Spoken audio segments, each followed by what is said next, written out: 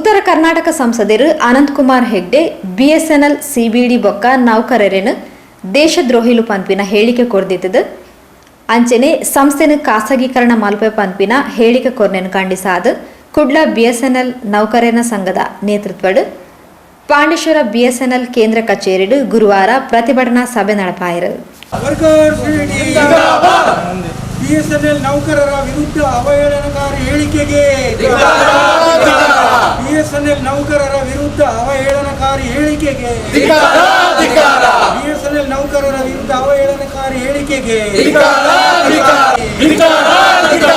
BSNL ನೌಕರರನ್ನು ಲಘುವಾಗಿ ಕಾಣುವ ಸಂಸತ್ ಸದಸ್ಯನಿಗೆ ಬಿಎಸ್ಎನ್ಎಲ್ ನೌಕರರನ್ನು ಲಘುವಾಗಿ ಕಾಣುವ ಸಂಸತ್ ಸದಸ್ಯನಿಗೆ ಬಿಎಸ್ಎನ್ಎಲ್ ಅನ್ನು ದಮನಿಸುವ ಕೇಂದ್ರ ಸರ್ಕಾರದ ನೀತಿಗೆ ಬಿಎಸ್ಎನ್ಎಲ್ ಅನ್ನು ದಮನಿಸುವ ಕೇಂದ್ರ ಸರ್ಕಾರದ ನೀತಿಗೆ ಖಾಸಗಿ ಕಂಪನಿಗಳ ತಾಳಕ್ಕೆ ತಕ್ಕಂತೆ ಕುಣಿಯುತ್ತಿರುವ ಸರ್ಕಾರದ ಧೋರಣೆಗೆ ಖಾಸಗಿ ಕಂಪನಿಗಳ ತಾಳಕ್ಕೆ ತಕ್ಕಂತೆ ಕುಣಿಯುತ್ತಿರುವ ಸರ್ಕಾರದ ಧೋರಣೆಗೆ ಸಂಸತ್ ಸದಸ್ಯ ಅನಂತಕುಮಾರ್ ಹೆಗಡೆ ಬೇಜವಾಬ್ದಾರಿ ಹೇಳಿಕೆಗೆ ಸಂಸತ್ ಸದಸ್ಯ ಅನಂತಕುಮಾರ್ ಹೆಗಡೆ ಬೇಜವಾಬ್ದಾರಿ ಹೇಳಿಕೆಗೆ ಬಿಎಸ್ಎನ್ಎಲ್ ಅನ್ನು ಖಾಸಗೀಕರಣಗೊಳಿಸುವ ಕೇಂದ್ರ ಸರ್ಕಾರದ ನೀತಿಗೆ ಬಿಎಸ್ಎನ್ಎಲ್ ಅನ್ನು ಖಾಸಗೀಕರಣಗೊಳಿಸುವ ಕೇಂದ್ರ ಸರ್ಕಾರದ ನೀತಿಗೆ ಬಿಎಸ್ಎನ್ಎಲ್ ನೌಕರರ ನ್ಯಾಯಯುತ ಹೋರಾಟಕ್ಕೆ ಬಿಎಸ್ಎನ್ಎಲ್ ನೌಕರರ ನ್ಯಾಯಯುತ ಹೋರಾಟಕ್ಕೆ ಬಿಎಸ್ಎನ್ಎಲ್ ನೌಕರರ ನ್ಯಾಯಯುತ ಹೋರಾಟಕ್ಕೆ ಬಿಎಸ್ಎನ್ಎಲ್ ಉಳಿಸಿ ದೇಶ ಉಳಿಸಿ ಬಿಎಸ್ಎನ್ಎಲ್ ಉಳಿಸಿ ದೇಶ ಉಳಿಸಿ ಬಿಎಸ್ಎನ್ಎಲ್ ಉಳಿಸಿ ದೇಶ ಉಳಿಸಿ ಆವಾಜ್ ದೋ ಆವಾಜ್ ದೋ derogatory statement against BSNL employees by Shri Anantkumar Hegde. We condemn. Derogatory statement against BSNL employees by Shri Anantkumar Hegde MP. We condemn. Underestimation of BSNL employees by Shri Anantkumar Hegde. We condemn. Underestimation of BSNL employees by Shri Anantkumar Hegde. We condemn. Underestimation of BSNL employees by Shri Anantkumar Hegde. We condemn. Adoption of anti-policy by the government. We condemn. Adoption of anti-BSNL policy by the government. We condemn. Adoption of anti-BSNL policy by the government. We condemn. Showing disrespect about BSNL employees by the MP. We condemn. Showing disrespect about BSNL employees by the MP. We condemn. Workers unity. Zindabad. Workers unity. Zindabad. All unions and associations. Zindabad. Zindabad. Save BSNL. Save India. Save BSNL. Save India. Save BSNL. Save India. Workers unity. Zindabad. All unions and associations. Zindabad. Zindabad. All unions and associations. Zindabad. Zindabad. BSNL ನೌಕರರ ವಿರುದ್ಧ ಅವಹೇಳನಕಾರಿ ಹೇಳಿಕೆಗೆ BSNL ನೌಕರರ ವಿರುದ್ಧ ಅವಹೇಳನಕಾರಿ ಹೇಳಿಕೆಗೆ BSNL ನೌಕರರನ್ನು ಲಘುವಾಗಿ ಕಾಣುವ ಸಂಸತ್ ಸದಸ್ಯನಿಗೆ ಬಿಎಸ್ಎನ್ಎಲ್ ನೌಕರರನ್ನು ಲಘುವಾಗಿ ಕಾಣುವ ಸಂಸತ್ ಸದಸ್ಯನಿಗೆ ಬಿಎಸ್ಎನ್ಎಲ್ ಅನ್ನು ದಮನಿಸುವ ಕೇಂದ್ರ ಸರ್ಕಾರದ ನೀತಿಗೆ ಬಿಎಸ್ಎನ್ಎಲ್ ನೌಕರರ ಸಂಘದ ಜಿಲ್ಲಾ ಅಧ್ಯಕ್ಷರು ಗೋಪಾಲ್ ಪೂಜಾರಿ, ಜಿಲ್ಲಾ ಕಾರ್ಯದರ್ಶಿ ತನ್ವೀರ್ ಪಾಷಾ, ಹೆರಾಲ್ಡ್ ಕ್ರಾಸ್ತಾ, ಕರ್ನಾಟಕ ವಲಯ ಸಂಘಟನಾ ಕಾರ್ಯದರ್ಶಿ ಶ್ರೀ ಎ ರಾಜೇಶ್, ವಿಲಿಯಂ ಕ್ರಾಸ್ತಾ, ಸದಸ್ಯರು ಶ್ರೀಮತಿ ರೇವತಿ ರಾಜೇಶ್, ರಾಷ್ಟ್ರೀಯ ಟೆಲಿಕಾಂ ಸಂಘಟನೆಯ ಒಕ್ಕೂಟದ ಜಿಲ್ಲಾ ಅಧ್ಯಕ್ಷರು ಶ್ರೀ ಹರೀಶ್ ಶೆಟ್ಟಿ, ಜಿಲ್ಲಾ ಜೊತೆ ಕಾರ್ಯದರ್ಶಿ ಪ್ರವೀಣ್, ಬಿಎಸ್ಎನ್ಎಲ್ ಪಿಂಚಣಿದಾರರ ಸಂಘದ ವಲಯ ಸಹಾಯಕ ಕಾರ್ಯದರ್ಶಿ ಶ್ರೀ ಮೋಹನ್, ಶ್ರೀನಿವಾಸ್ ಪೂಜಾರಿ ಪಾಲ್ಪಡೆದು ಪ್ರತಿಭಟನಾ ಸಭೆಯನ್ನು ಉದ್ದೇಶಾದ ಪಾತಿರೇರು. ನಾನು ಬಿಎಸ್ಎನ್ಎಲ್ ಯೂನಿಯನ್ನ ಅಧ್ಯಕ್ಷರಾದ ಗೋಪಾಲ್ ಪೂಜಾರಿ ಮಾತಾಡ್ತಾ ಇದ್ದೇನೆ. ನಮ್ಮ ಈ ಅನಂತಕುಮಾರ್ ಹೆಗಡೆ ಅವರು ಒಂದು ಹೇಳಿಕೆಯನ್ನು ಕೊಟ್ಟು ಇಡೀ ದೇಶದಲ್ಲಿ ಈಗ ಅಲ್ಲೋಲ ಕಲ್ಲೋಲ ಮಾಡಿ ಹಾಕಿದ್ದಾರೆ. ಯಾಕಂತ ಹೇಳಿದರೆ ಎಲ್ಲರೂ ಈಗ ನಿಮಗೆ ತಿಳಿದಾಗೆ ಈ BSNL ಒಂದು ಸಂಸ್ಥೆ ಉಂಟಲ್ಲ, ಎಷ್ಟು ಜನಸಾಮಾನ್ಯರಿಗೆ ಎಷ್ಟು ಬೇಕು ಅಂತೇಳಿ ಎಲ್ಲರಿಗೂ ಗೊತ್ತುಂಟು. ಈ BSNL ಇಲ್ಲದಿದ್ದರೆ ಈ ಬಡವರು ಹೆಚ್ಚಾಗಿ ದೊಡ್ಡವರಿಗೆ ಎಲ್ಲ ಫೆಸಿಲಿಟಿ ತೊಗೊಂಡು ಮಾಡ್ಬೋದು, ಆದರೆ ಈ ಪಾಪದವರಿಗೆ ಬೇಕಾಗಿರೋದು BSNL. ಹಾಗಾಗಿ ಈ ಪಾಪದವರು ಸಹ ಅವರಿಗೆ ಬೈತಾ ಇದ್ದಾರೆ. ಇವರು ಹೇಳ್ತಾರೆ ಹಣ ಕೊಟ್ಟರು ಕೆಲಸ ಮಾಡ್ತಾ ಇಲ್ಲ ಅಂತೇಳಿ. ಅವರಿಗೆ ತಿಳ್ಕೊಳ್ಳಿ, ಅವರು MP ಆಗಿ ಒಂದು ಸಂಸದರಾಗಿ ಅವರಿಗೆ BSNL ಸ್ಥಿತಿಗತಿ ಗೊತ್ತಿಲ್ಲದೆ ಅವರು ಮಾತಾಡಬಾರ್ದು. ಅವರು BSNL ಸಂಸ್ಥೆಯಲ್ಲಿ ಈಗ ಹಣ ಇಲ್ಲ ಅಂಥೇಳಿ ನಾವೀಗ ಸ್ವತಃ ನಾವು ದುಡಿತಾ ಇದ್ದವರಿಗೆ ನಮಗೆ 2 ತಿಂಗಳಿಗೆ ಒಮ್ಮೆ ಸಂಬಳ ಕೊಡ್ತಾ ಇದ್ದಾರೆ. ನಮ್ಮದು ಯಾವುದೇ ಫಂಡ್ ಇಲ್ಲ ಅಂತೇಳಿ ನಮ್ಮ ಔಟ್ಸೋರ್ಸ್ ಕೆಲಸ ಮಾಡ್ತಾ ಇದ್ದ ಹುಡುಗರಿಗೆ 9 ತಿಂಗಳಿಂದ 10 ತಿಂಗಳಿಂದ ಸಂಬಳ ಬರ್ತಾ ಇಲ್ಲ. ಅವರು ಕಾಂಟ್ರಾಕ್ಟ್ ವರ್ಸಸ್ ಅಂತ ಮಾಡಿ ಅಲ್ಲ ಕಾಂಟ್ರಾಕ್ಟ್ ವರ್ಸಿಗೆ ಕೊಟ್ಟಿದ್ದಾರೆ, ಆದರೆ ಅವರಿಗೆ ಸಂಬಳ ಕೊಡ್ತಾ ಇಲ್ಲ. ಆದರೂ ಪಾಪ ಅವರು ಹೆಂಡತಿ ಮಕ್ಕಳು ಇರುವವರು ಪಾಪ ಇನ್ನೂ ಸಹ ಬಂದು ದುಡಿತಾ ಇದ್ದಾರೆ. ಯಾಕಂತ ಹೇಳಿದರೆ ಎಲ್ಲಿ ಕೆಲಸ ಇಲ್ಲದ ಕಾರಣ ದುಡಿತಾ ಇದ್ದಾರೆ. ಅವರಿಗೆ ಸಂಬಳ ಕೊಡಲಿಕ್ಕೆ ಇವರಿಗೆ ಫಂಡ್ ಇಲ್ಲ, ಇವರು ಬೇಜವಾಬ್ದಾರಿ ಹೇಳಿಕೆ ಕೊಡಲಿಕ್ಕೆ ಇವರಿಗೆ ಆಗ್ತದೆ. ಕೆಲವು ಜನ ಈ ವಿಷಯದಲ್ಲಿ ಎಷ್ಟೋ ಜನ ಈಗ ತಿರುಗಾಡ್ತಾ ಇದ್ದಾರೆ. ಅಂದರೆ ಅವರಿಗೆ ಏನು ಮಾಡೋದು ಅಂತ ತಿಳ್ಕೊಳ್ತಾರೆ, ಆತ್ಮಹತ್ಯೆ ವಿಷಯದಲ್ಲಿ ಇದ್ದಾರೆ. ಅದನ್ನು ಇವರು ತಿಳ್ಕೊಳ್ಳಿ. ಫಸ್ಟಿಗೆ ನಮ್ಮ BSNL ವಿಷಯವನ್ನು ಉಂಟಲ್ಲ, ನಮಗೆ ಈಗ 2000 ಇಸ್ವಿಯಲ್ಲಿ BSNL ಆಗುವಾಗ ಅವರು ನಮ್ಮ ಮುಂಚಿನ ಪ್ರೈಮ್ ಮಿನಿಸ್ಟರ್ ಆದವರು ಸೈನ್ ಮಾಡಿ ಕೊಟ್ಟಿದ್ದಾರೆ ನಮಗೆ. ಏನಂತ ಹೇಳಿದರೆ ನಿಮಗೆ DOTಯಲ್ಲಿ ಏನು ಫೆಸಿಲಿಟಿ ಸಿಗ್ತದೆ ಅದನ್ನೆಲ್ಲ ಕೊಡ್ತೇವೆ ಅಂತೇಳಿ. ಯಾಕಂದರೆ ಇವರ ಹುನ್ನಾರದಲ್ಲಿ ಈ BSNL ಮಾಡಲಿಕ್ಕೆ ಇವರ ಹುನ್ನಾರ ಈ ಮಿನಿಸ್ಟ್ರಿಗಳ ಹುನ್ನಾರದಲ್ಲೇ ಆಗಿರೋದು ಗೌರ್ಮೆಂಟಿಂದ. ಯಾಕಂತ ಹೇಳಿದರೆ ಪ್ರೈವೇಟ್ ಕಂಪನಿಗೆ ಇವರಿಗೆ ಹಣ ಮಾಡಲಿಕ್ಕೆ ಆಗೋದಿಲ್ಲಲ್ಲ. ಹಾಗಾಗಿ ಇವರು BSNL ನಮಗೆ ಬರುವಾಗ ಅವ್ರು ಬರೆದು ಏನು ಕೊಟ್ಟಿದ್ದಾರೆ ಆ ಲೆಟ್ರ್ ಅವ್ರ ಹತ್ರನೂ ಇರಬೇಕು, ನಮ್ಮ ಹತ್ರನೂ ಉಂಟು.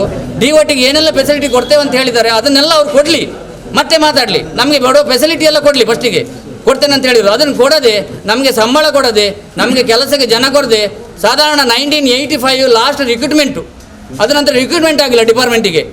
ಅದನ್ನು ಇವರು ಫಸ್ಟಿಗೆ ಮಾಡಲಿ, ಜನ ಹಾಕಲಿ, ಡಿಪಾರ್ಟ್ಮೆಂಟಿಗೆ ಜನ ಹಾಕಿ ಕೆಲಸ ಮಾಡಲಿ. ಮತ್ತೆ ಕೆಲಸ ಮಾಡದಿದ್ದವರಿಗೆ ಪನಿಷ್ಮೆಂಟ್ ಕೊಡಲಿ, ಅದು ಕೊಡಲೇಬೇಕು, ಇಲ್ಲ ಅಂತ ಹೇಳೋದಿಲ್ಲ.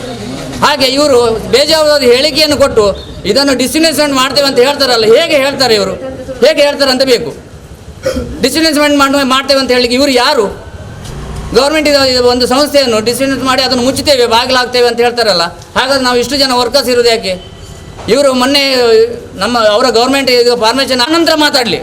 ಹಣ ಕೊಟ್ಟು ಜನ ಕೊಟ್ಟು ಕೆಲಸ ಮಾಡದಿದ್ದರೆ ನಮ್ಮ ಮೇಲೆ ಆ್ಯಕ್ಷನ್ ತಗೊಳ್ಳಿ, ಅದಕ್ಕೆ ನಾವು ತಯಾರಿದ್ದೇವೆ. ಇಷ್ಟು ಹೇಳಿ ಅವರು ಈ ಬೇಜವಾಬ್ದಾರಿ ಹೇಳಿಕೆಯನ್ನು ನಿಜವಾಗ್ಲೂ ಅದಕ್ಕೆ ಕ್ಷಮಿಸುವಂಥದ್ದಲ್ಲ. ಯಾಕಂದರೆ ದೇಶದ್ರೋಹ ಅಂತೇಳಿ ಅದರ ಮಾತಿನ ಅರ್ಥ ಅವರಿಗೆ ಗೊತ್ತಿರಬೇಕು. ದೇಶದ್ರೋಹ ಅಂದರೆ ಏನು? ನಾವು ಏನು ಮಾಡಿದ್ದೇವೆ? ನಾವು ಡಿಪಾರ್ಟ್ಮೆಂಟನ್ನು ಮಾರಿದ್ದೇವಾ? ಡಿಪಾರ್ಟ್ಮೆಂಟಿಂದ ಹಣ ಕೊಳ್ಳೆ ಹೊಡೆದಿದ್ದೇವಾ? ಏನು ಮಾಡಿದ್ದೇವೆ? ನಾವು ಸಂಬಳ ಇಲ್ಲದೆ ದುಡಿತಾ ಇದ್ದೇವೆ ಇವತ್ತು. ದೇಶದ್ರೋಹದ ಅರ್ಥ ಏನು ಅದನ್ನು ಅವ್ರು ಹೇಳಬೇಕು. ಇಷ್ಟು ಹೇಳಿ ನನ್ನ ಈ ಮಾತನ್ನು ಮುಗಿಸ್ತೇನೆ. AUB ನಮ್ಮ ಒಂದು ಸಂಘಟನೆ ಮಾಡಿದ್ವಿ. AUB ಅಂದರೆ ಆಲ್ BSNL ಎಂಪ್ಲಾಯೀಸ್ ಆಲ್ ಯೂನಿಯನು. ಆ ಅಡಿಯಲ್ಲಿ BSNL ಎಂಪ್ಲಾಯೀಸ್ ಯೂನಿಯನು ಮತ್ತು NFT, SNE, ABSL ಬರ್ತಿದೆ. ಅದರೊಟ್ಟಿಗೆ ಈಗ ನಮ್ಮ ಸದ್ಯದ ಮಟ್ಟಿಗೆ ನಾವು BSNL ಎಂಪ್ಲಾಯೀಸ್ ಯೂನಿಯನು ಮತ್ತು NFT ಜಂಟಿಯಾಗಿ ನಾವು ಹೋರಾಟ ಮಾಡ್ತೀವಿ. ಅದರಲ್ಲಿ ನಮ್ಮ ಈಗ ಉಪಸ್ಥಿತಿಯಲ್ಲಿ ನಮ್ಮ ಮೊದಲನೇಗೆ BSNL ಎಂಪ್ಲಾಯೀಸಿನ ಅಧ್ಯಕ್ಷರು ಗೋಪಾಲ್ ಪೂಜಾರಿ ಇದ್ದಾರೆ. ಹಾಗೆ NFT ಅಧ್ಯಕ್ಷರು ಹರೀಶ್ ಶೆಟ್ಟಿ ಇದ್ದಾರೆ. BSNL ಎಂಪ್ಲಾಯೀಸಿನಿಂದ ಜಿಲ್ಲಾ ಕಾರ್ಯದರ್ಶಿಯಾಗಿ ತನ್ವೀರ್ ಪಾಷಾ, ಮತ್ತು ಹಾಗೆ ಸರ್ಕಲ್ ಆಫೀಸ್ ಬೇರೆಯರ್ಸ್ BSNL ಎಂಪ್ಲಾಯೀಸಿನ ರಾಜೇಶ್, ಹಾಗೂ NFT ಸಂಘಟನೆಯಿಂದ ಪ್ರವೀಣ್ ಅವರು ಜಿಲ್ಲಾ ಕಾರ್ಯದರ್ಶಿ ಆಗಿದ್ದಾರೆ. ಹಾಗೆ ನಮ್ಮ CHP ಲೀಡರ್ ಆದ ಕಾಂಗ್ರೆಸ್ ರೇವತಿ ಸಹ ಇಲ್ಲಿ ನಮ್ಮೊಟ್ಟಿಗೆ ಪಾಲ್ಗೊಂಡಿದ್ದಾರೆ. ಮೇನ್ ನಮ್ಮ ಡಿಮ್ಯಾಂಡ್ ಅಂತ ಹೇಳಿದರೆ ನಮ್ಮ ಅನಂತಕುಮಾರ್ ಹೆಗಡೆ ಏನದು ವಿರೋಧಾತ್ಮಕ ಹೇಳಿಕೆ ಹೇಳಿದ್ದಾರೆ, ಅದನ್ನು ವಿರೋಧಾತ್ಮಕ ಹೇಳಿಕೆ ಕ್ಷಮೆ ಕೇಳಿ ಅದನ್ನು ವಾಪಸ್ ಕೊಟ್ಟು ಪುನಃ ನಮಗೆ ಏನು 4G ಸ್ಪೆಕ್ಟ್ರಮ್ ಏನು ಅಕ್ಟೋಬರಲ್ಲಿ ನಮ್ಮ ಕ್ಯಾಬಿನೆಟ್ ಮೀಟಿಂಗ್ ಆಗಿತ್ತು, ಆ ಮೀಟಿಂಗಲ್ಲಿ ನಮಗೆ ಕ್ಯಾಬಿನೆಟ್ ಮೀಟಿಂಗಲ್ಲೇ BSNL ಎಂಪ್ಲಾಯೀಸ್ ಯೂನಿಯನ್ಗೆ ನಾವು 4G ಸ್ಪೆಕ್ಟ್ರಮನ್ನು ಫ್ರೀಯಾಗಿ ಕೊಡ್ತೀವಿ ಮತ್ತು 5G ಸ್ಪೆಕ್ಟ್ರಮನ್ನು ಫ್ರೀಯಾಗಿ ಟ್ರೇಲಾಗಿ ಕೊಡ್ತೀವಿ ಅಂತ ಹೇಳಿದರು. ಆದರೆ ಇಲ್ಲಿವರೆಗೂ ಸಹ ಯಾವುದೇ ರೀತಿ ಕೇಂದ್ರ ಸರ್ಕಾರದಿಂದ BSNLಗಾಗಲಿ ಯಾವುದೇ ರೀತಿ 1 ರೂಪಾಯಿ ನಯಾ ಪೈಸಾ ಸಹ ಯಾವುದೇ ರೀತಿ ಆರ್ಥಿಕ ಸಹಾಯನೂ ಮಾಡಲಿಲ್ಲ, ಯಾವುದೇ ರೀತಿ ಫಂಡ್ ಇಲ್ಲ. ಇನ್ನು ನಮ್ಮಲ್ಲಿ ದುಡಿಯುವಂಥ ಸರಿಯಾದ ಪೇಮೆಂಟು ಸಹ ಸಿಗ್ತಾಯಿಲ್ಲ ನಿಮಗೆ. ಇನ್ನು ನಮ್ಮಲ್ಲಿ ಗುತ್ತಿಗೆದಾರರಿಗೆ ದುಡಿಯೋ ನೌಕರಿಗೆ ಅವ್ರಿಗೂ ಸಹ ಸಾಧಾರಣ 12 ತಿಂಗಳಿಂದ ಪೇಮೆಂಟ್ ಸಿಗಲಿಲ್ಲ. ಯಾವುದೇ ರೀತಿ ಸರ್ಕಾರದ ನಮಗೆ ಯಾವುದೇ ರೀತಿ ಸಪೋರ್ಟ್ ಇಲ್ಲದೆ ಯಾವುದೇ ಎಷ್ಟು ಕಷ್ಟಕರ ಆದರೆ ಎಕ್ಸಾಂಪಲ್ ನಮ್ಮ ಕರ್ನಾಟಕದಲ್ಲೇ ಮಡಿಕೇರಿಯಲ್ಲಿ ನಿಮ್ಗೆ ಗೊತ್ತಿದೆ ಭಾಗಮಂಡಲದಲ್ಲಿ ಎಷ್ಟು ಇದಾಗಿದೆ. ಆ ಪರಿಸ್ಥಿತಿಯಲ್ಲಿ ಸಹ BSNL ಸಂಸ್ಥೆಯಿಂದ ಎಲ್ಲ ನಮ್ಮ ವರ್ಗದವರು ಹೋಗಿ ಇಮಿಡಿಯೇಟ್ 24 ಅವರ್ಸ್ಗಳಿಗೆ ಎಲ್ಲ ಟವರ್ಗಳಾಗಲಿ ಕಮ್ಯುನಿಕೇಷನ್ ಎಲ್ಲ ರೀತಿ ಚಾಲೂ ಮಾಡಿದ್ವಿ. ಯಾವುದೇ ರೀತಿ ಫಂಡ್ ಸಹ ಆಗಲಿ ಇನ್ನೂವರೆಗೂ ನಮಗೆ ಜುಲೈದು ಸಹ ಇಲ್ಲಿವರೆಗೂ ಸಹ ನಿಮಗೆ ಪೇಮೆಂಟ್ ಆಗಲಿಲ್ಲ. ಹಾಗಾಗಿ ಪುನಃ ಕೇಂದ್ರ ಸರ್ಕಾರದ ಒಂದು ಜವಾಬ್ದಾರಿ ತಂದ MP BSNL ಎಂಪ್ಲಾಯೀಸ್ ಯೂನಿಯನಿಗೆ ಈ ರೀತಿ ಅವೈಕ ಹೇಳಿಕೆ ಮಾಡಿರೋದು BSNL ಎಂಪ್ಲಾಯೀಸ್ ಯೂನಿಯನ್ ದೇಶದ್ರೋಹಿ ಅಂತಲೂ ಅದು ನಾವು ಆಲ್ ಇಂಡಿಯಾದಲ್ಲಿ ಒಂದು ಖಂಡನೆ ಮಾಡಿ ಅವರು ಇವತ್ತು ನಾವು ಬೆಳಗ್ಗೆ 11 ಗಂಟೆಯಿಂದ ಟ್ವಿಟ್ಟರ್ ಕ್ಯಾಂಪೇನ್ ಮಾಡಿ ನಮ್ಮ ಪ್ರಧಾನಮಂತ್ರಿಯವರಿಗೆ ಅವರ ಬಗ್ಗೆ ನಾವು ಕಂಪ್ಲೇಂಟ್ ಟ್ವಿಟ್ಟರಲ್ಲಿ ತುಂಬ ಮಂದಿ ಮಾಡಿದ್ವಿ. ಅವರು ನಮ್ಮ ಮುಂದೆ ಬಂದು ಕ್ಷಮೆ ಕೇಳಬೇಕಂತೇಳಿ ಅದೇ ರೀತಿ ಒಂದು ನಾವು ಎಲ್ಲ ಸಂಘಟನೆಯನ್ನು ಕೇಳ್ಕೊಂಡು ಇದನ್ನು ಮಾಡ್ತೀವಿ. ಅದೇ ರೀತಿ ಪ್ರತಿಭಟನೆ ನಾವು ದಕ್ಷಿಣ ಕನ್ನಡದಲ್ಲಿ ಇವತ್ತು ಮಾಡ್ತಾ ಇದ್ದೀವಿ. ಅಪಾದನೆ ಮಾಡಿದ್ದೇವೆ. ಇದನ್ನು ನಾವು ದೇಶದಾದ್ಯಂತ ಖಂಡನೆ ಮಾಡ್ತಾ ಇದ್ದೇವೆ, ಇಲ್ಲಿನೂ ಖಂಡನೆ ಮಾಡ್ತಾ ಇದ್ದೇವೆ. ಇಲ್ಲಿ ಅನಂತಕುಮಾರ್ ಅವರ ಚರಿತ್ರೆ ಕೂಡ ತಾವು ತಿಳಿಯುವುದು ಮುಖ್ಯ. ಅವರ ವಿರುದ್ಧ ಈಗಾಗಲೇ 10-12 ಕ್ರಿಮಿನಲ್ ಕೇಸುಗಳಿದೆ. ಅಂಥ ಒಬ್ಬರು ಜವಾಬ್ದಾರಿಯಲ್ಲಿರುವ ಮನುಷ್ಯ ಈ ರೀತಿ ವರ್ತನೆ ಮಾಡೋದು ತೀರಾ ಖಂಡನೀಯ. ಅವರು ಅಲ್ಲಿ ಶಿರಸಿಯಲ್ಲಿ ಕೂಡ ಡ್ಯೂಟಿ ಮೇಲಿರುವ ಡಾಕ್ಟ್ರಿಗೆ ಅಟ್ಯಾಕ್ ಮಾಡಿದ್ದಾರೆ. ಈಗಿನ ವಿಧಾನಸೌಧದಲ್ಲಿ ಇರುವ ನಮ್ಮ ವಿಧಾನಸಭಾ ಅಧ್ಯಕ್ಷರು ಅನಂತಕುಮಾರ್ ಇವರು ವಿಶ್ವೇಶ್ವರ ಭಟ್ ಕಾಗೇರಿ ಅವರಿಗೂ ಕೂಡ ಮ್ಯಾನ್ ಹ್ಯಾಂಡಲ್ ಮಾಡಿದ್ದಾರೆ. ಮತ್ತು ಅವರ ಚರಿತ್ರೆ ಏನೇನೋ ಉಪಯೋಗ ಇಲ್ಲದ್ದು, ಮತ್ತು ಯಾವುದೇ ರೀತಿಯಲ್ಲಿ ನೌಕರರಿಗಾಗಲಿ ದೇಶಕ್ಕಾಗಲಿ ಒಳ್ಳೆಯದಾಗುವಂಥದ್ದೆಲ್ಲ. ಅವರು ಈ ರೀತಿಯ ಹೇಳಿಕೆಯನ್ನು ನಾವು ಪರಾಮರ್ಶಿಸಬೇಕು. BSNL ಸಂಸ್ಥೆ ಹೇಗಿತ್ತು 1/10/2000ದಿಂದ ಈ ಸಂಸ್ಥೆಯು ಸರ್ಕಾರಿ ರಂಗದಿಂದ ಸರ್ಕಾರಿ ಉದ್ಯಮವಾಗಿ ಮಾರ್ಪಡಿದೆ. ಆಗ ಕೂಡ ನಮ್ಮ ಪೊಸಿಷನ್ ಎಷ್ಟಿತ್ತು, ಎಷ್ಟು ಮಜಬೂತಿತ್ತು, ಲಕ್ಷಾಂತರ ಕೋಟಿ ಆಸ್ತಿ ಇತ್ತು. ಕ್ಯಾಶ್ ಆಗಿ 1 ಲಕ್ಷ ಕೋಟಿಯಷ್ಟು ದುಡ್ಡು ನಮ್ಮ ಹತ್ರ ಇತ್ತು. ನಮ್ಮ ಅಷ್ಟು ದುಡ್ಡನ್ನು ಬೇರೆ ಬೇರೆ ಟ್ಯಾಕ್ಸ್ ರೂಪದಲ್ಲಿ ನಮ್ಮಿಂದ ವಸೂಲು ಮಾಡಿದ್ದಾರೆ. ಅದರ ಹೊರತಾಗಿ ನಮಗೆ ನ್ಯಾಯಯುತವಾಗುವ ADS ಚಾರ್ಜಸ್ ಇರ್ಬೋದು, ಬೇರೆ ಬೇರೆ ಹಂತದ್ದು ರೂರಲ್ನಲ್ಲಿ ಟೆಲಿಫೋನ್ ನಾವು ಕೊಡ್ತೇವೆ, ಅದರ ಸರ್ಕಾರ ನಮಗೆ ಒಂದು ಆಶ್ವಾಸನೆ ಕೊಟ್ಟಿದೆ, ಇದೆಲ್ಲ ನಿಮಗೆ ಪರತು ಕೊಡ್ತೇವೆ. ಆ ಪರತು ಕೊಡು ಅವರು ವಾಗ್ದಾನ ಮಾಡಿದ ದುಡ್ಡು 1 ಲಕ್ಷ ಕೋಟಿಗಿಂತಲೂ ಮೀರ್ತದೆ. ಹಾಗಾಗಿ ಯಾವುದೇ ರೀತಿಯಲ್ಲಿ BSNL ಸಂಸ್ಥೆ ಸರ್ಕಾರದ ಹುನ್ನಾರದ ಹೊರತಾಗಿ ಈ ದುಸ್ಥಿತಿಯಲ್ಲಿ ಇಲ್ಲ. ಇದು ಸರ್ಕಾರದ ಯೋಜನೆ. ನಾವು ಸರ್ಕಾರದ ನೌಕರರು ಇಷ್ಟು ವಿಜಿಲೆಂಟ್ ಆಗಿ ಇದು ಮಾಡಿದ್ರಿಂದಾಗಿ 2011, 2014, 2000 ನಾವು ಪಬ್ಲಿಕ್ಗೆ ಹೇಳಿದ್ದೇವೆ. ನೌಕರರನ್ನಾಗಿ BSNL ಸಂಸ್ಥೆಯನ್ನು ಉಳಿಸಿಕೊಂಡಿದ್ದೇವೆ. ಇಂಥ ಸಂಸ್ಥೆಯನ್ನು ಈಗ ಪ್ರೈವೇಟಿಗಾಗಿ ನಿಮಗೆಲ್ಲ ಗೊತ್ತುಂಟು ಜಿಯೋಗೆ ಮಾರುವ ಹುನ್ನಾರ ನಡೆಸಿದ್ದಾರೆ. ಇದೊಂದು ದೊಡ್ಡ ಪಿತೂರಿಯ ಭಾಗ. ಅನಂತಕುಮಾರ್ ಹೆಗಡೆ ಅವರು ಮಳ್ಳನೇ ಆಗಿರ್ಬೋದು, ಆದರೆ ಅವರು ಒಂದು ಒಳ್ಳೆಯ ಸಂಸ್ಥೆಯ ಒಳ್ಳೆಯ ಸರ್ಕಾರ ಮಾಡುವ ಸಂಸ್ಥೆ. ಇದು ಸರ್ಕಾರದ ಧೋರಣೆ ಅಂತಲೇ ನಾವು ತಿಳ್ಕೊಳ್ಬೇಕಾಗ್ತದೆ. ಇದು ಬಹಳಷ್ಟು ಖಂಡನೀಯ, ದೇಶಕ್ಕೆ ಹಿತಕರವಾದ ಪಾಲಿಸಿ ಅಲ್ಲ. ಹಾಗಾಗಿ ಇದನ್ನು ಈಗಾಗಲೇ ನಾವು ಕೇಂದ್ರ ಮಟ್ಟದಲ್ಲಿ ಮಂತ್ರಿಗಳ ಮಟ್ಟದಲ್ಲಿ ಗಮನಕ್ಕೆ ತಂದಿದ್ದೇವೆ. ಈ BSNL ಉಳಿಸುವುದು ನಮ್ಮ ಆದ್ಯ ಕರ್ತವ್ಯ ಅಂತ ನಾವು ಪುನಃ ಅಪೀಲ್ ಮಾಡ್ತಾ ಇದ್ದೇವೆ. ಇದನ್ನು ಸಂಸ್ಥೆಯನ್ನು ಯಾವುದೇ ಕಾರಣಕ್ಕೂ ಕ್ಲೋಸ್ ಮಾಡಲಿಕ್ಕೆ ಕೊಡೋದು. ಕ್ಲೋಸ್ ಮಾಡಿದರೆ ನಾವು ದೇಶದ ಚರಿತ್ರೆಯಲ್ಲಿ ಇಷ್ಟೊಂದು ದೊಡ್ಡ ಸಂಸ್ಥೆಯಲ್ಲಿ ನಮ್ಮ ಸಂಸ್ಥೆಯಲ್ಲಿ ನಮ್ಮ ನೌಕರರ ಏನು ದುಡಿತ ಉಂಟು 2009, 2010 ತನಕ ಕೂಡ 40,000 ಕೋಟಿ ಆದಾಯ ತರ್ತಿದ್ದೆವು. ಅದನ್ನು ಎಲ್ಲ ಟ್ಯಾಕ್ಸ್ಗಳನ್ನು ಕಳೆದ ನಂತರ ಕೂಡ 10,000 ನಿವ್ವಳ ಲಾಭ ಗಳಿಸಿದ ಸಂಸ್ಥೆ. ಇಂಥ ದೊಡ್ಡ ಸಂಸ್ಥೆ ದೇಶಪ್ರೇಮಿ ನೌಕರರನ್ನು ಕೀಳಾಗಿ ಕಾಣಲಿಕ್ಕೆ ಕೊಡುವಂಥ ಮನವಿಯನ್ನು ಮಾಡಿ ಅನಂತಕುಮಾರ್ ಅವರು ಬೇಷರತ್ತಾಗಿ ಎಲ್ಲ BSNL ನೌಕರರ ಕ್ಷಮೆ ಕೊಡಬೇಕಂತ ನಾವೊಂದು ಡಿಮಾಂಡ್ ಕೂಡ ಇಡ್ತೇವೆ. ಎಲ್ಲ ಕಡೆ ಇದನ್ನು ಪ್ರತಿಭಟನೆ ಮಾಡ್ತಾ ಅಂತ ತಿಳಿಸಲಿಕ್ಕೆ ನಾವು ಇಚ್ಛೆ ಪಡ್ತಾ ಇದ್ದೇವೆ. ಉತ್ತರ ಕರ್ನಾಟಕದ 12ನೇ ಕ್ಲಾಸ್ ಕಲಿತ ಅನಂತಕುಮಾರ್ ಹೆಗಡೆ ಅವರೇ, ನಿಮಗೆ ನೆನಪಿರಲಿ, ನಿಮಗೆ ನಮ್ಮನ್ನು ದೇಶದ್ರೋಹಿ ಅಂತ ಹೇಳಲಿಕ್ಕೆ ನಿಮಗೆ ಯೋಗ್ಯತೆ? ನೀವು ಯಾರು? ನಮ್ಮಿಂದ ಆರಿಸಲ್ಪಟ್ಟ ನೀನು ಒಂದು MP, ಒಂದು ITS ಆಫೀಸರ್, ನಮ್ಮದು CMD ಹತ್ರ ನೀನು ಬಂದು ಸಾರಿ ಕೇಳಬೇಕು. ಮಿಸ್ಟರ್ ಅನಂತ್ ಕುಮಾರ್, ಇದೆಲ್ಲ ನಿಮಗೆ ಯೋಗ್ಯತೆ ಉಂಟಾ? ನಮ್ಮನ್ನು ದೇಶದ್ರೋಹಿ ಅಂತ ಹೇಳಲಿಕ್ಕೆ ನಿಮಗೆ ಏನು ಯೋಗ್ಯತೆ ಇದೆ? ಇದನ್ನು ತಿದ್ದುಪಡಿಸಿ ನೀನು ನಮ್ಮ CMD ಅವರಿಗೆ ಸಾರಿ ಕೇಳಬೇಕು. ಅದರ ಪರವಾಗಿ ಎಲ್ಲರಿಗೂ ಅನಂತ್ ಕುಮಾರ್ ಸಂಸದರು ಒಂದು ಹೇಳಿಕೆ ಕೊಟ್ಟದು ನಿಜವಾಗಿ ಅದು ಭಾರಿ ಎಲ್ಲ ನೌಕರರಿಗೆ ಭಾರಿ ಬೇಸರ ತಂದಂಥ ವಿಷಯ. ಮತ್ತೆ ಇದು ಖಂಡನೀಯ ಕೂಡ. ಯಾಕೆಂತ ಹೇಳ್ತಾ ಇದ್ದೀರಿ ಅಂತ ಹೇಳಿದರೆ, ಈಗ ನೋಡಿ ಕೇರಳದಲ್ಲಿ ಮೊನ್ನೆ ಅಷ್ಟು ಲ್ಯಾಂಡ್ ಸ್ಲೈಡಿಂಗ್ ಆಯಿತು, ಆದರೆ ಅಲ್ಲಿ ಕೂಡ ಇವತ್ತು ಸೇವೆ ಕೊಡೋದು BSNL, ಬೇರೆ ಯಾವ ನೆಟ್ವರ್ಕ್ ಕೂಡ ಇಲ್ಲ.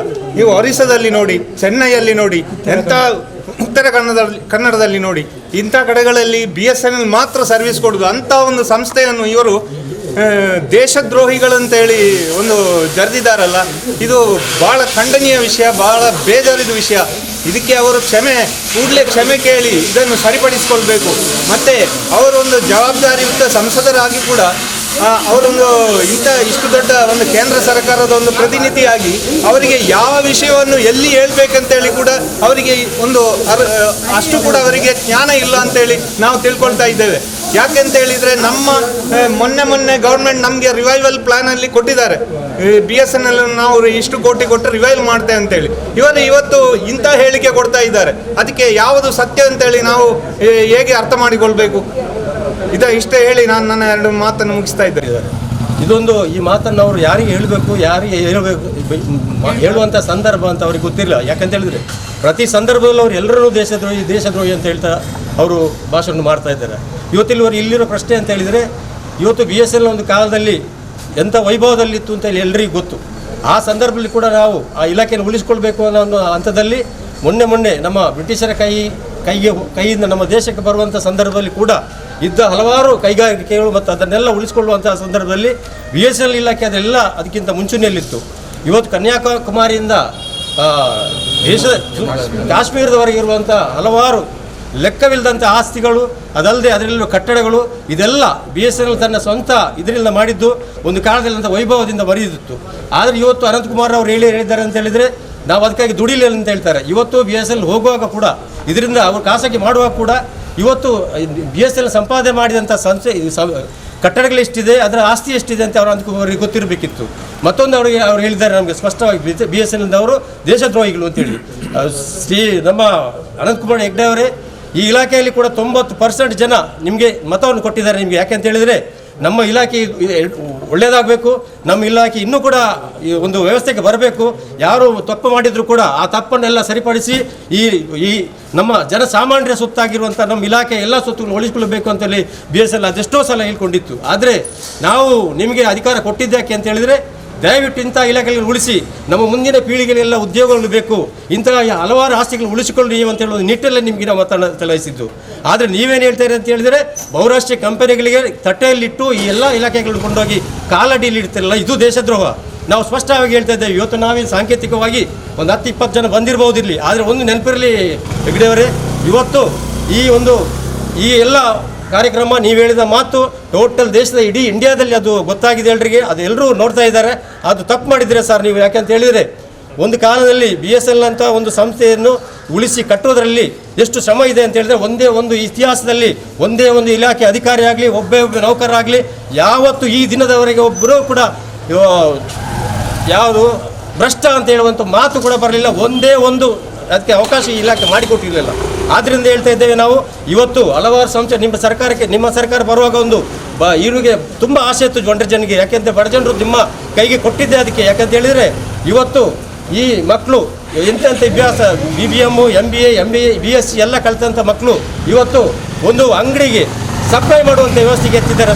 ಸ್ವಿಗ್ಗಿ ಅಥವಾ ಈ ಝೊಮ್ಯಾಟೋದಂಥ ಸಂಸ್ಥೆಗಳೇ. ಅದು ನಿಮಗೆ ತಿಳಿದಿರಬೇಕಾಗಿತ್ತು. ಯಾಕಂತ ಹೇಳಿದ್ರೆ ಈ ಯುವ ಪೀಳಿಗೆ ಇವತ್ತು ಉದ್ಯೋಗ ಇಲ್ಲ, ಬಡ ಜನರಿಗೆ ಭದ್ರತೆ ಇಲ್ಲ. ಅದು ಇಲ್ಲದೆ ಮತ್ತೆ ಮೊನ್ನೆ ಹೇಳಿದಿರಿ ನೀವು, ಈ ಹೆಗಡೆ ಯಾವುದು ನಮ್ಮದು ಜ್ವರ ಬಂತು ಮೊನ್ನೆ ಕೊರೋನಾ-9, ಇಷ್ಟರೊಳಗೆ ಬಂತು ಇಂಥ ವ್ಯವಸ್ಥೆ ಆಯಿತು. ಇವತ್ತು ನಿನ್ನೆ ಹೇಳ್ತಾ ಇದ್ದಾರೆ ಇವರು, ಈ ಕೊರೋನಾದಲ್ಲಿ ಏನು ಆಗೋದಿಲ್ಲ, ಅದು ಬರೇ ಜ್ವರ, ಅದು ಬೇಡ ಇತ್ತು ಅಂತ. ಇಷ್ಟು ಕೋಟಿಗಟ್ಟಲೆ ಖರ್ಚು ಹಾಕಿ ಮಾಡಿದ್ವಿ.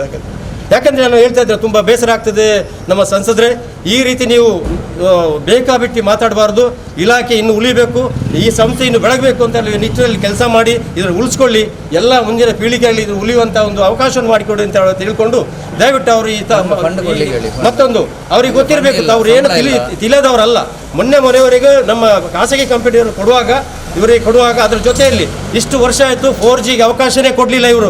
ಇವತ್ತಿಗೂ ಕೂಡ ನಾವು 5G ಕೊಡುವಂಥ ಕೆಪಾಸಿಟಿಯಲ್ಲಿ ಇಟ್ಕೊಂಡು ನಮ್ಮ ಸೆಟ್ಲೈನಲ್ಲಿ ನಾವು ಆಫೀಸಲ್ಲಿ ರೆಡಿ ಮಾಡಿಕೊಂಡಿದ್ದೇವೆ. ನೀವು ಯಾಕೆ 5G ಅನ್ನು ಕೊಡಲಿಲ್ಲ ನಮಗೆ? ಮೊನ್ನೆ ಅಂದು ಹೇಳ್ತಾ ಇದ್ದಾರೆ 4G ಯಾಕೆ ಕೊಡಲಿಲ್ಲ ಇಷ್ಟರವರೆಗೆ?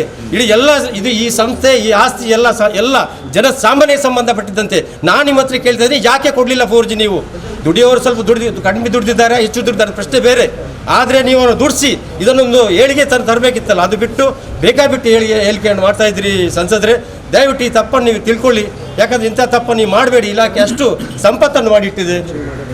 ನೀವು ದಯವಿಟ್ಟು ಈ ಇಲಾಖೆ ನಾವು ಯಾಕೆಂತ ಹೇಳ್ತೇನೆ, ನಮಗೆ ಇನ್ನೊಂದು ಮಾತು ಹೇಳ್ತೇನೆ, ದಯವಿಟ್ಟು ಹೇಳ್ತೇನೆ, ನಾವು ಮಾಡಿದ ಸಂಪತ್ತು ಏನಿದೆ, ನಾವು ಮಾಡಿದ ಆಸ್ತಿ ಏನಿದೆ, BSNL ನೌಕರರು ಇವತ್ತು ಹೊರಗೆ ಹೋಗ್ತಿರುವಾಗ ಯಾವುದೇ ಒಂದು ತೊಂದರೆ ಇಲ್ಲದೆ ಹೊರಗೆ ಹೋಗ್ತಾ ಇದ್ದಾರೆ. ಎಲ್ಲ ಸವಲತ್ತನ್ನು ಪಡೆದು ಮನೆಯಲ್ಲಿ ಆರಾಮದಲ್ಲಿದ್ದಾರೆ. ಆದರೆ ಗೊತ್ತಿರಬೇಕು, ಇಡೀ ಸಂಸ್ಥೆಯ ಇಡೀ ನೆಲ, ಮೈಸೂರಿನಲ್ಲಿರುವ ಎಕರೆಗಟ್ಟಲೆ ಜಾಗ, ಇಲ್ಲಿರುವ ಜಾಗ, ಟೋಟಲ್ ಇಂಥ ಬಿಲ್ಡಿಂಗ್ಗಳನ್ನು ನೀವು ತಗೊಂಡೋಗಿ ಪ್ರೈವೇಟರು ಕೊಡ್ತಾ ಇದ್ದಾರೆ. ಈ ಜನಸಾಮಾನ್ಯರ ಆಸ್ತಿ. ದಯವಿಟ್ಟು ಇದನ್ನು ಉಳಿಸ್ಕೊಳ್ಳಿ ನೀವು, ದಯವಿಟ್ಟು ಇದನ್ನು ಮಾಡಿ. ನೀವು ಅದನ್ನು ಬಿಟ್ಟು ನಮ್ಮಂಥ ಇಲಾಖೆಯನ್ನು ಮುಚ್ಚಿಸುವಂಥ ಕೆಲಸವನ್ನು ದಯವಿಟ್ಟು ಮಾಡಬೇಡಿ ಅನಂತಕುಮಾರ್ ಹೆಗ್ಡೆ ಅವರೇ. ಇನ್ನು ಮುಂದಕ್ಕಾದರೂ ಕ್ಷಮೆ ಕೇಳಿ ಇದನ್ನು ಸರಿ ಮಾಡಿ ಅಂತ ಹೇಳ್ಕೊಂಡು ನಾನು ಎಲ್ಲ ಇದರ ಪರವಾಗಿ